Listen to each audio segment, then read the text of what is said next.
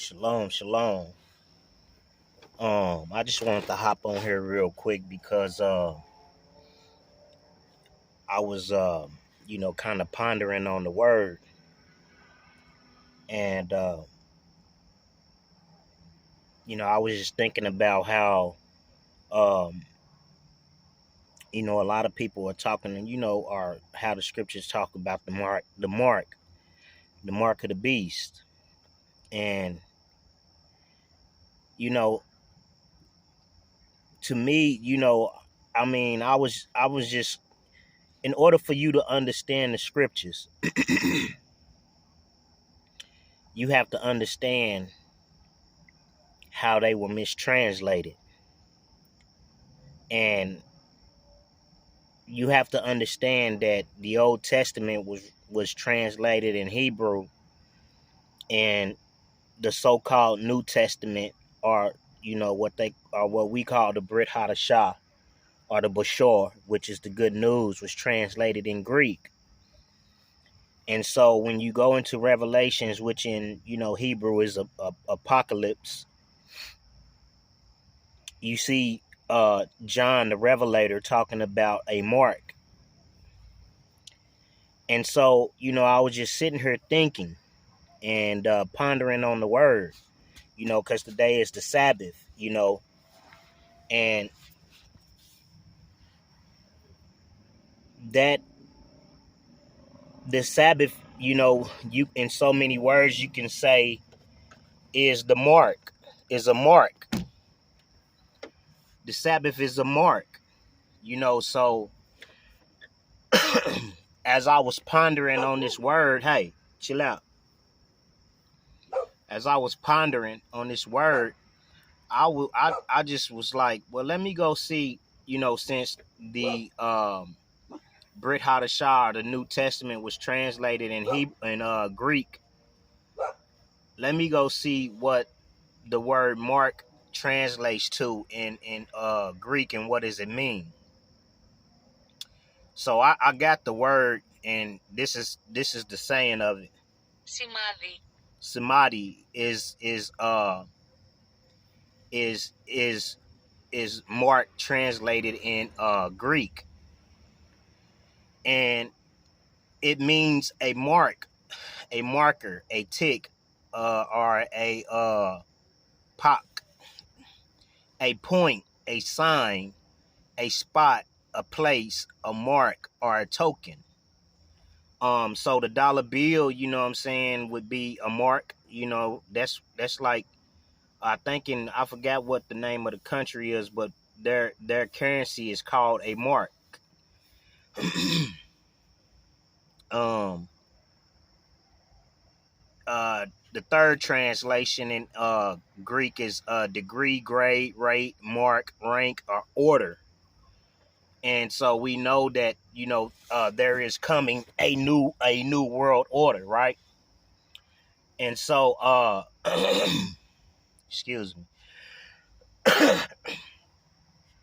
When you go back and you look and you read the scriptures, and I want to use Daniel as a reference, because when you go read Daniel,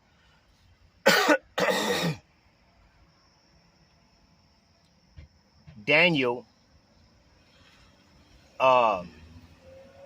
in Daniel, they matter of fact, let me just go read it for you real quick. Just hold on a second. Bear with me.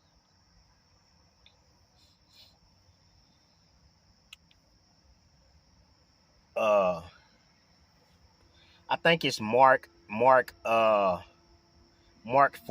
is where when Daniel was getting through into the lion's den. How Daniel got through into the lion's den was because these I guess it was the astrologers or whatever. Scores, relax. With Credit Karma, it's 100% I guess it was because the the king's wise men, let's say that, which, they was basically, practicing pagan religion or whatever. Um, and then you had Daniel. Daniel had a spirit of excellence in him. Uh, and so Daniel, you know, like like his predecessors was able to interpret dreams. Just like Joseph was able, because it's only Yahuwah that gives us the ability to interpret night visions. Or what they call dreams now. Um, I think it's chapter 4, if I'm not mistaken, but I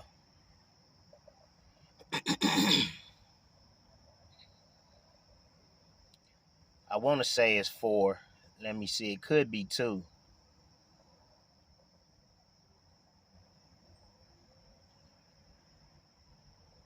Yeah, it's 4. So I think it took place in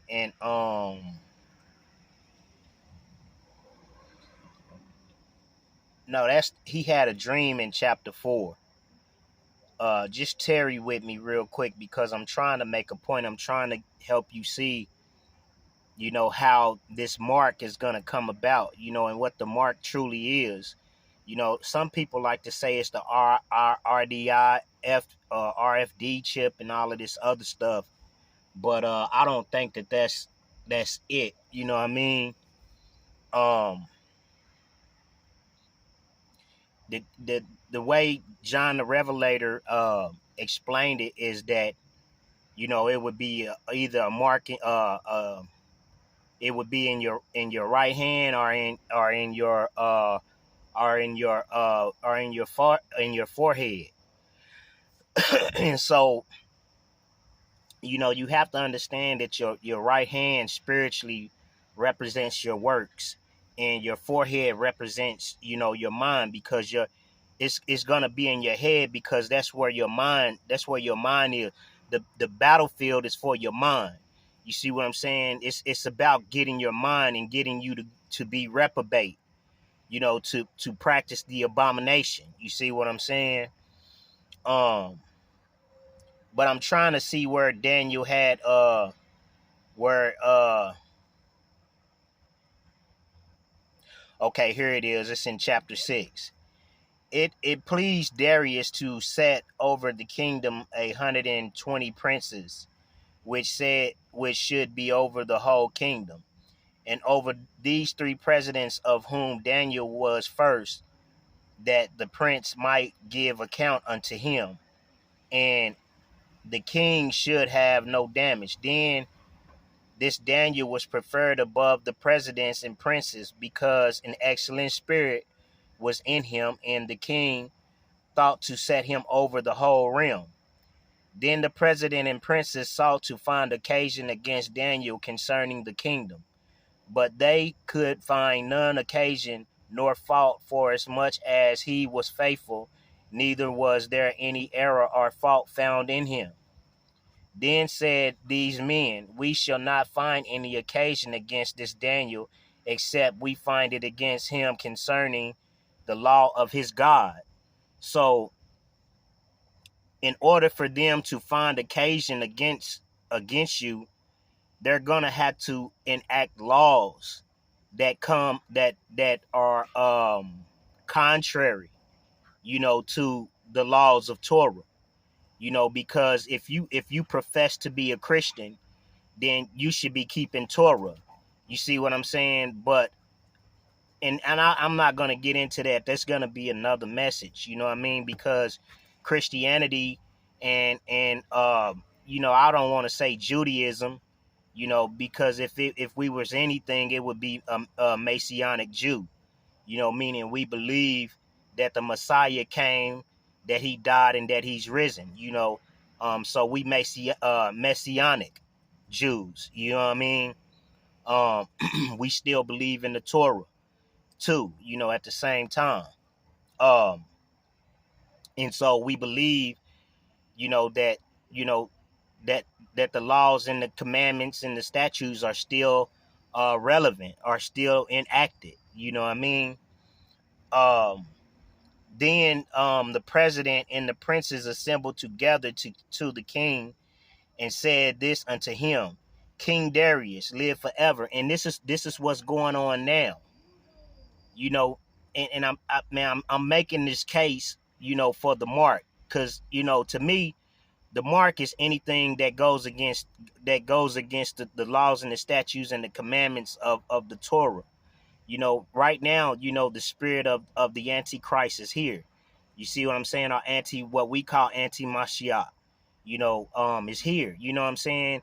You have people that's, brothers and fathers, sons that's sleeping with their fathers' wives, or, you got sons or fathers that's sleeping with their sons' wives, or you got brothers that's sleeping with their brothers' wives, or, you got nephews that's sleeping with their uncles' wives, or you got brothers that's sleeping with their wives' sisters. All these things are in the Torah. You got rape going on. You got uh, you got murder, and you got robbery, and you got all these things going on in that's in the Torah, which the Most High forbade. You see what I'm saying? And so anything that goes against that would be antichrist, would be anti-Mashiach. You see what I'm saying? Which would be, because Torah is the mark. That's why. And I'll take you there real quick. Let me take you there real quick, and I'm gonna come back to Daniel. Well, let me finish reading this. Daniel 7. All the presidents of the kingdom, the governors, and the princes, and the counselors, and the captains have consulted together to establish a royal statute and to make firm decree that whosoever shall ask a petition of any god or man for 30 days, save of thee, of O king, he shall be cast into the den of lions. And so, the way that the enemy uh infiltrates is through legalese. It's through the law. That's why you have laws being enacted that we don't even know nothing about, we the people. You know what I'm saying? So why are these legislators and congressmen enacting laws and not notifying the people that of what they're doing? Because they're doing things in secret, so that about time the law is enacted, there's nothing that you can do about it. And then if you petition to redress it, it's going to take you a long time to do it. You see what I'm saying? So there's currently laws that's being enacted, that's on the books right now, that promote the abomination. Now, O king, establish the decree and write the writings, that it be not changed according to the law of the Mede and Persian, which alter not. Wherefore King Darius signed the written and writing and the decree. So the way that they're going to enact this mark is going to be through a law. You see what I'm saying? It's going to be through some type of decree. And if you don't abide by that decree or that law, which is a mark, you know what I'm saying? Let me go back to what a mark is. Let's go back to the it is a order. What is an order? An order is something that is given, a command, right? So it's gonna be through some type of order. That is a mark. It could also be some type of sign or some type of point, or some type of token. You see what I'm saying? I'm just making a case for what I believe to be the mark. You see what I'm saying? Because you have to pay attention to the patterns, and to me, the Most High has never, destroyed the earth because a man and a woman, got together. You know, uh, he has, because of the abomination, though. because people sleeping with animals, and you know the same gender on the same gender. Let me say that for the sake of the channel. He has destroyed it because of that. You see what are destroyed. He has destroyed, uh um, you know, because of sin. Cain was kicked out of the was sent out because he was a murderer. You see what I'm saying? And what did he put on his head? He put a mark on him, right? Because he said that, look, if he said that if you send me out here, you know what I'm saying, then these others that's out here, they're gonna, do something to me. And you can go back and read that in Genesis. Matter of fact, I might have to go back and read it for you. But let me finish reading this though.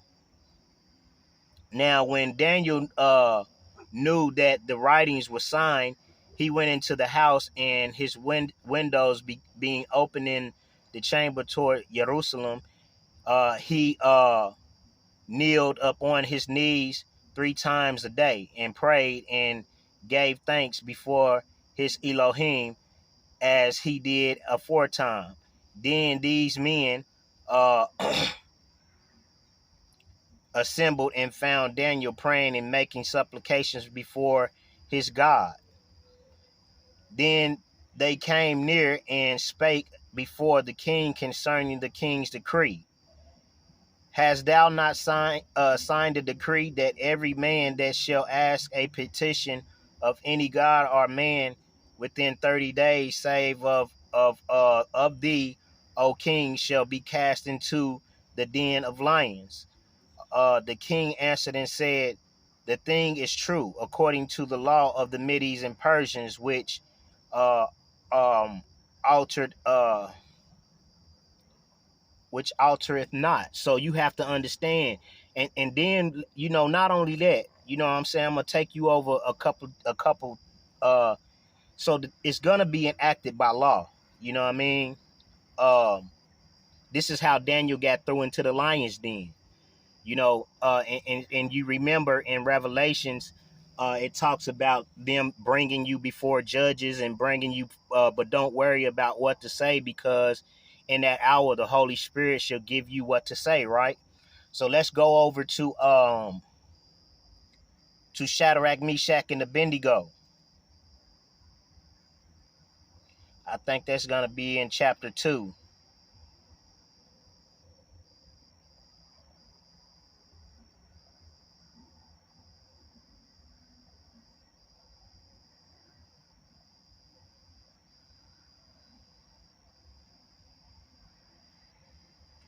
Okay, it's gonna be in chapter 3. Okay, so Nebuchadnezzar the king made an image of gold, whose height was 60 cubits, and the breadth thereof 6 cubits. He set it up in the plain of Dara in the province of Babylon. So basically, you know what I'm saying, this image was basically equaled up to 666. You see what I'm saying? Then Nebuchadnezzar the king sent to gather together the princes, the governors, and the captains, the judges, the treasurers, the counselors, the sheriffs, and all the rulers of the province to come to the dedication of the image which Nebuchadnezzar the king had set up. So in the day that that there's gonna be an image, there's an image being set up now. What image is that? That image that's being set up right now, is I mean, it's an abomination. You know what I'm saying? Then the prince, the governors, and the captains, the judges. So you got the princes, the captains. So the princes meaning, just like let's say your congressman. You know what I'm saying? Then you got the judges is involved.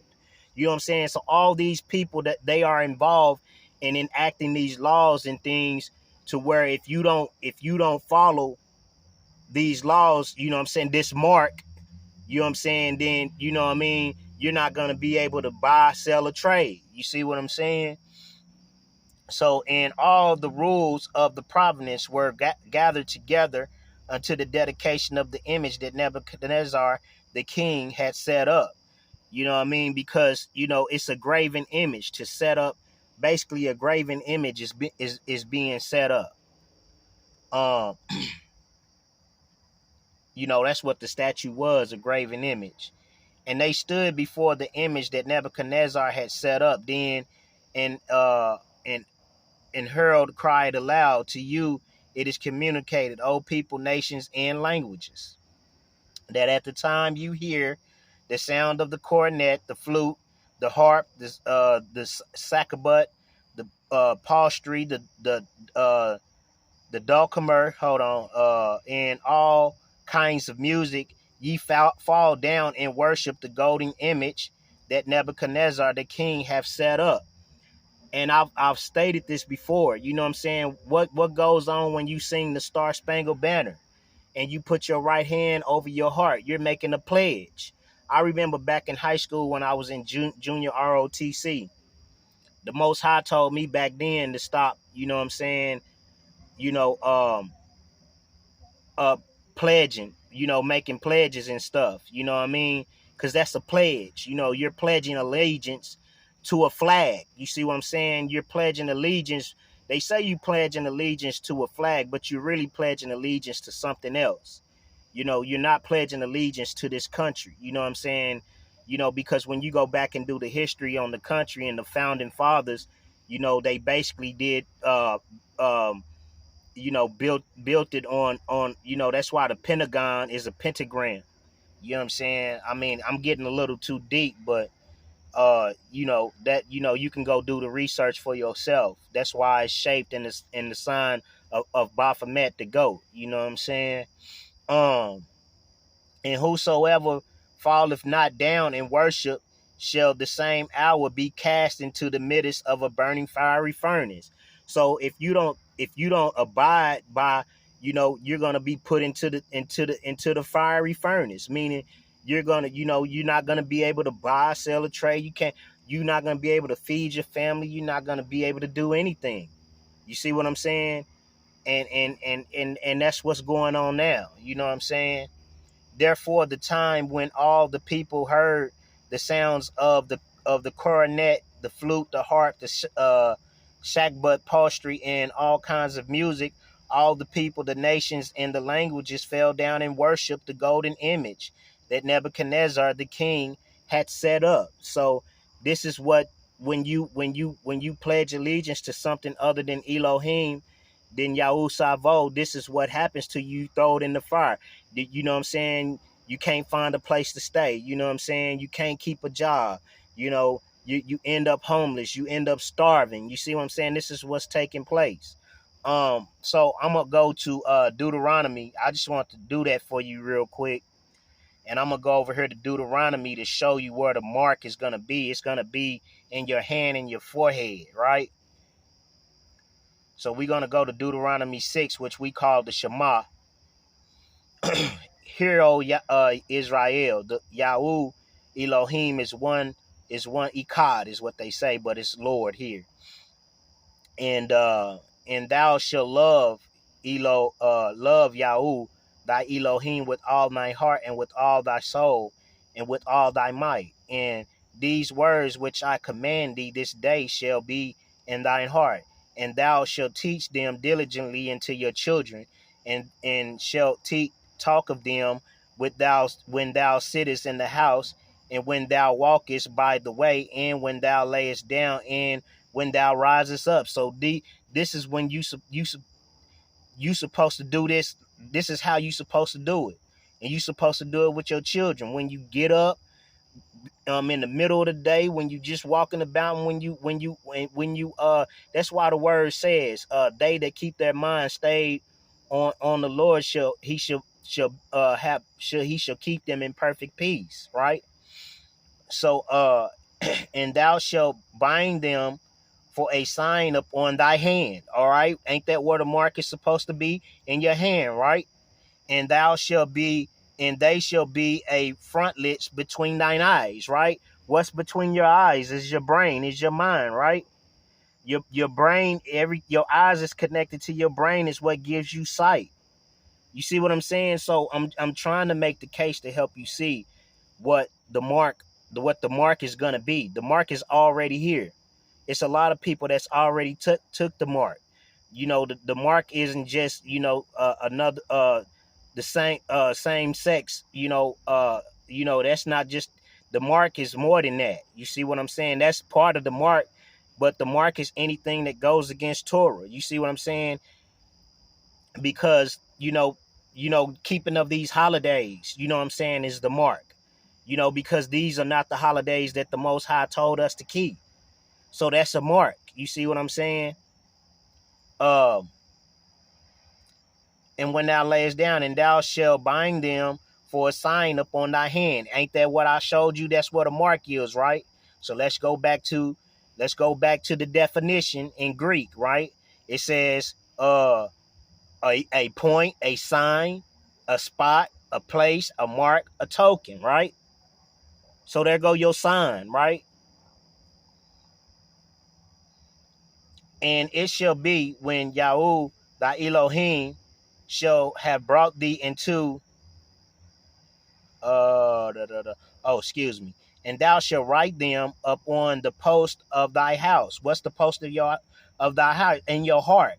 You know what I'm saying? Your heart and your mind is the same thing. So when you memorize them, you keep them in your heart. Your heart is going to tell you, even though the heart is desperately wicked, your heart and your mind got to be, on one accord.